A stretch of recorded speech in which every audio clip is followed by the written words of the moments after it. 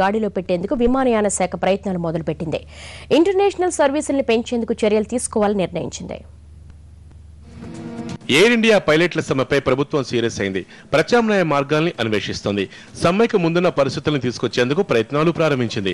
ఇతర సంస్థల నుంచి అద్దె ప్రాతిపదికన పైలట్లను తీసుకుని అంతర్జాతీయ సర్వీసులను పునరుద్ధరిస్తామని పౌర విమానయాన శాఖ మంత్రి అజిత్ సింగ్ తెలిపారు. గతంలో క్రమశిక్షణ కారణాల రీత్యా తొలగించిన ఉద్యోగులు మళ్లీ దరఖాస్తు చేసుకుంటే పరిశీలిస్తామని మంత్రి తెలిపారు.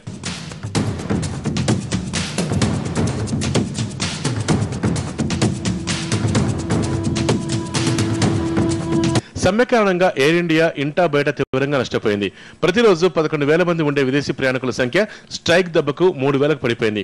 పైలట్ల సమస్యల పరిష్కారానికి ఏర్పాటు చేసిన ధర్మాధికారి కమిటీ ఇచ్చిన రిపోర్ట్ ని ఇండియన్ పైలట్స్ గిల్డ్ తిరస్కరించడంపై ప్రభుత్వం ఆగ్రహం వ్యక్తం చేస్తోంది. ఈ పరిస్థితులు చూస్తుంటే పైలట్లకు ఉద్యోగాలు చేరే ఉద్దేశం కనిపించడం లేదంటున్నారు మంత్రి Ajit Singh. Declared illegal by the High Court.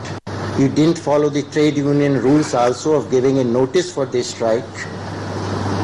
And again, we have said that you come back to work. High Court directed them. I said in Parliament there will be no victimization.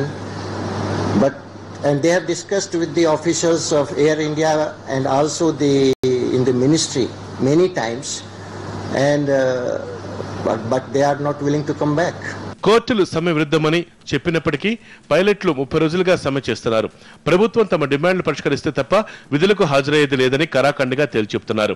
అంతర్జాతీయ సర్వీసులు నడిపే పైలట్లకు బోయింగ్ 737 ఎయిర్ క్రాఫ్ట్ మీద శిక్షణ ఇవ్వాలన్న ప్రభుత్వ నిర్ణయాన్ని పైలట్లు తీవ్రంగా